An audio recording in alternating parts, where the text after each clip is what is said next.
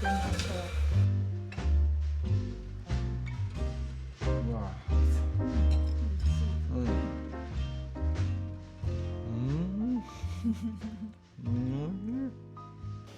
クリームチーズが本当に合うね。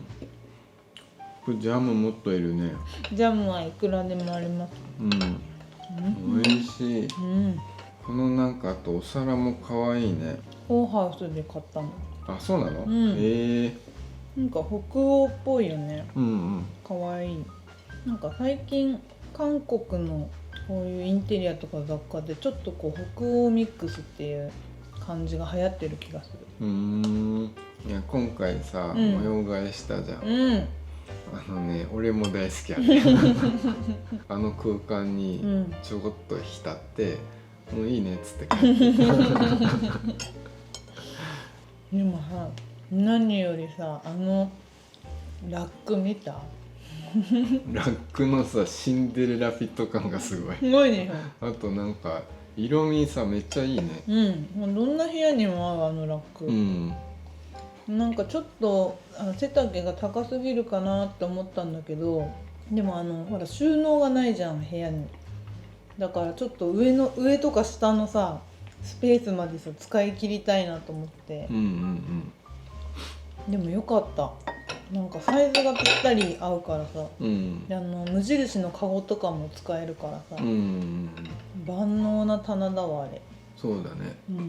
あとラックの高さがまあまああるから、ワンピースとかもさ、結構すんなりかけられてて良さそうじゃん。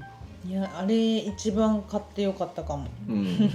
結構ね俺でかいなって来た時すごいさ、びっくりしたけど、来た時はびっくりして私もこれ入るのかなって心配だった。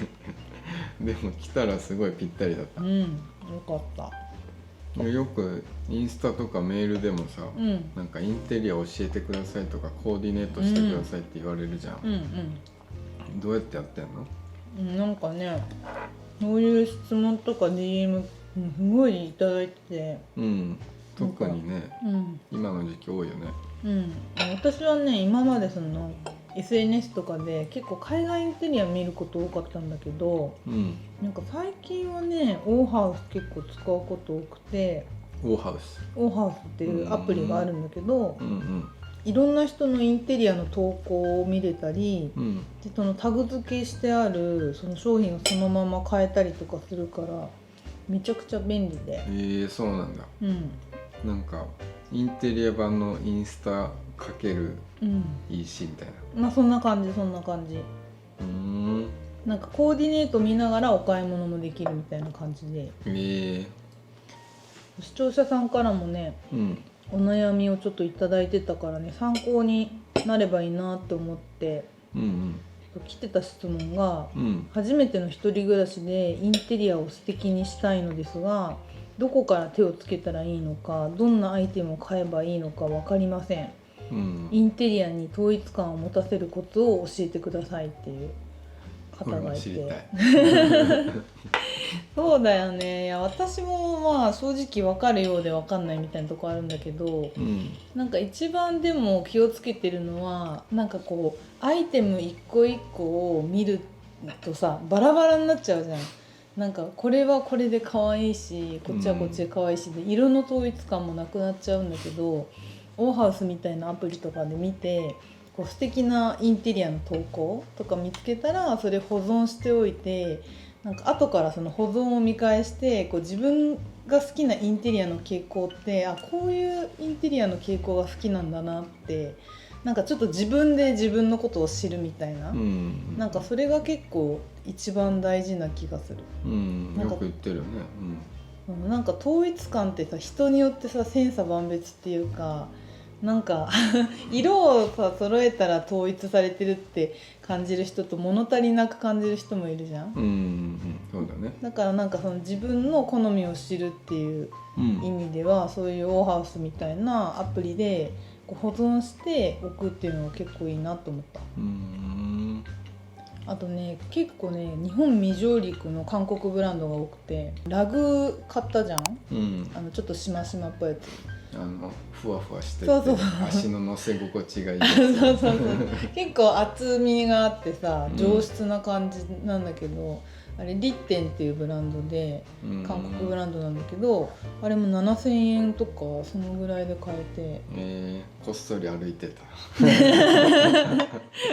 でもいいよね、なんかふわふわそうすごいいい感じ、なんかさ今までのさこう韓国インテリアのイメージとかだとちょっと実は届いたらなんか薄かったりとかするんじゃないかみたいなちょっとそういうイメージが私の中であったんだけど、なんか割と上質っていうか、なんかすごい質がいいものっていうのがなんかトレンドが変わってきてるのかなっていうのを思った。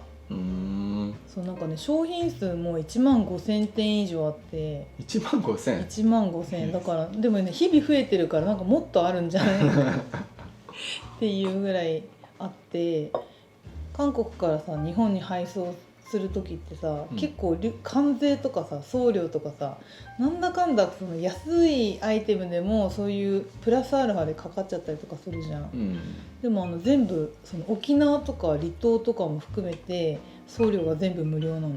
無料なの？関税も込みなの。すごいね。大丈夫？そうなんだけどなんか結構 3,4,000円ぐらいのプチプラアイテムも結構多いからどうなってるんだろうって不思議日本で買うのとじゃああんま変わんないんだ。そのなんか送料とかがないってことはさ、変わんないし、変わんないどころかなんか日本よりも結構コスパがいいものが多いっていうか。そうなんだ。すごいね。すごいちょっとねなんか最初どうなってるんだろうって不思議に思った。やっぱ韓国だからさ到着までは2週間ぐらいかかっちゃうんだけど、でもなんかその待ってる間もさ結構インテリア考えてるのが楽しかった。